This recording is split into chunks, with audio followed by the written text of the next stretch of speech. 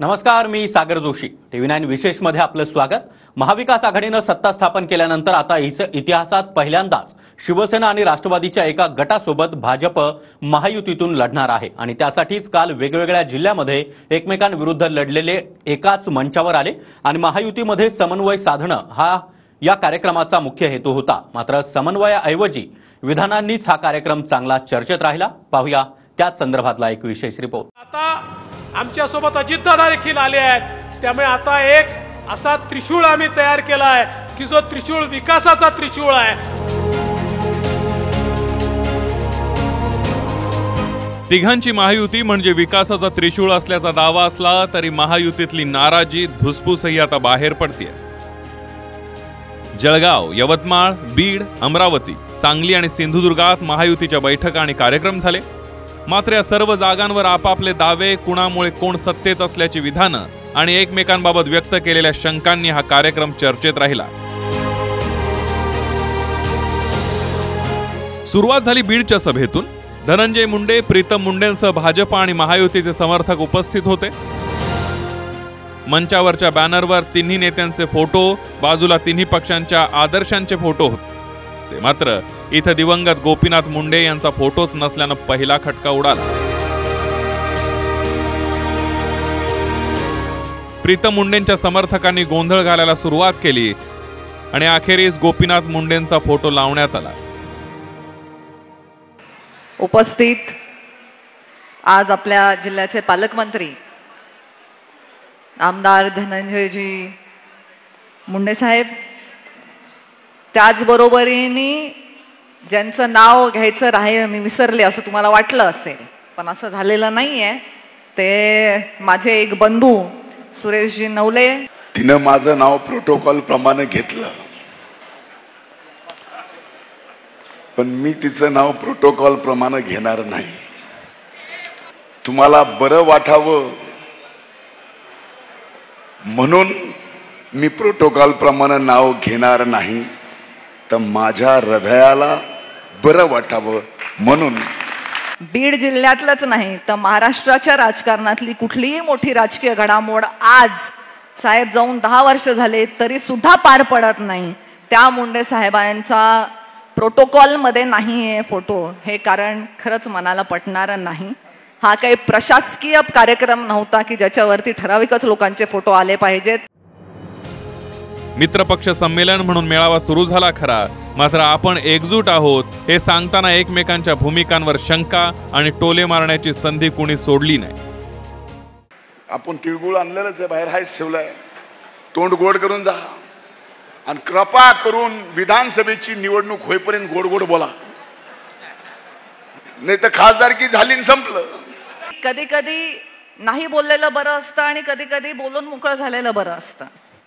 मी धोंडे साहेबांनी जेव्हा म्हटलं की माझा पहिल्याचा 2014चा विक्रम पण आपण मोडीत काढू, नवा विक्रम स्थापन करू, आनंद झाला. टाळ्या पडल्या, पण टाळ्या इकडेच पडल्या या गटामध्ये. जर एखाद्या मुद्द्यावर आपण सगळे एकत्र मिळून या हॉलमध्ये टाळ्या सुद्धा वाजवू शकत नसू तर पुढच्या निवडणुकांमध्ये आपण एकत्र येऊन किती हातात हात धरून काम करणार आहोत ह्याचा सुद्धा विचार करायची गरज आहे.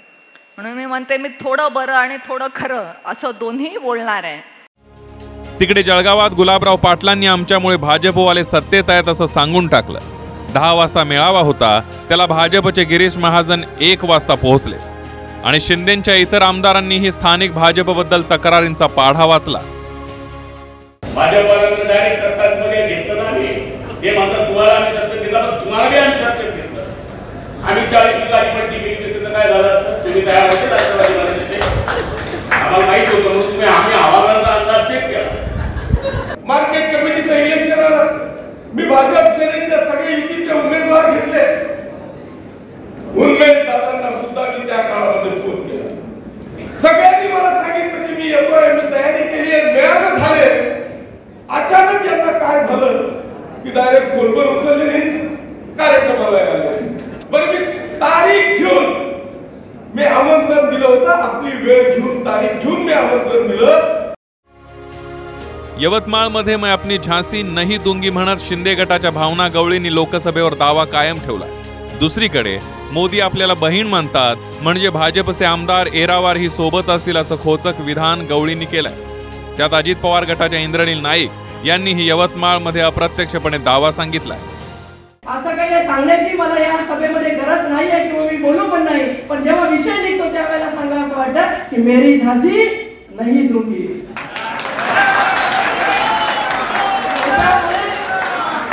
मागणी जरूर करा सगळ्यांना, मागणी केलीच पाहिजे, कारण पुढचं आपली सीट असेल ती पक्कम करायची असते, भक्कम करायची असते, म्हणून मागणी करायची असते.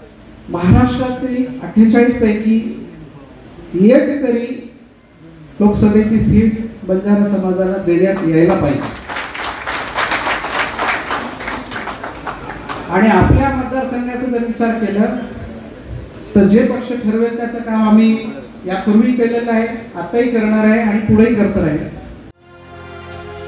अमरावतीमध्ये याआधी एकमेकांचे कट्टर विरोधक राणा दाम्पत्य, भाजपचे प्रवीण पोटे आणि शिंदे गटाचे अभिजित अडसूळ एका मंचावर एकत्र आले. अडसूळांनी तर यंदाचा सर्वे नवनीत राणांविरोधात असल्याचं विधान करून टाकलं आणि तिघांनी एकमेकांना चिमटेही काढले.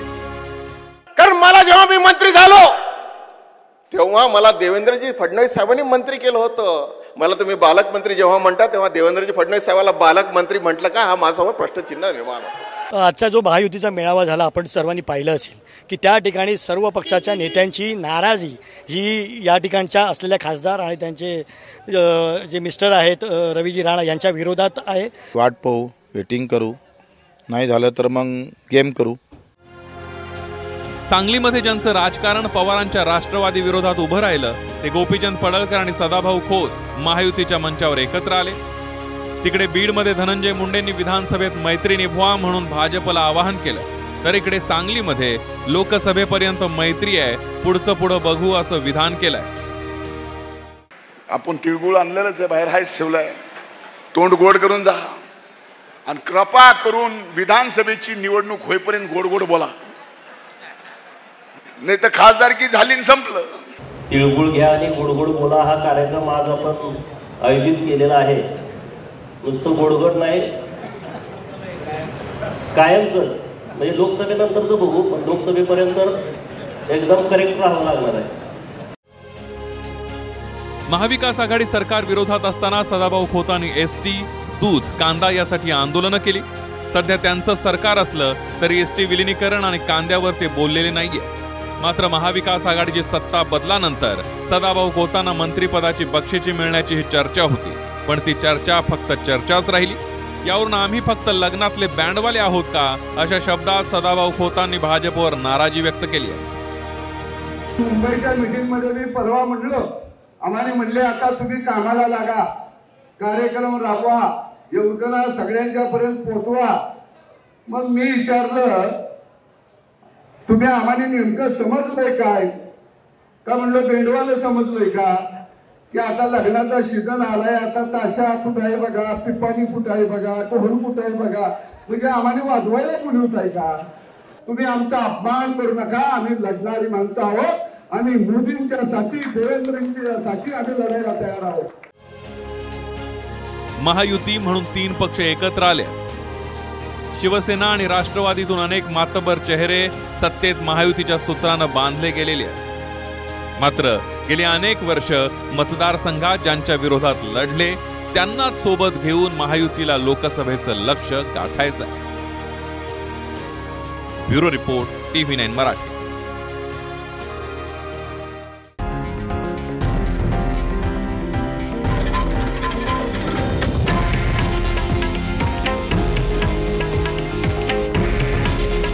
हे आहे देशातील नंबर 1 न्यूज नेटवर्क आणि आपण पाहत आहात TV9 मराठी.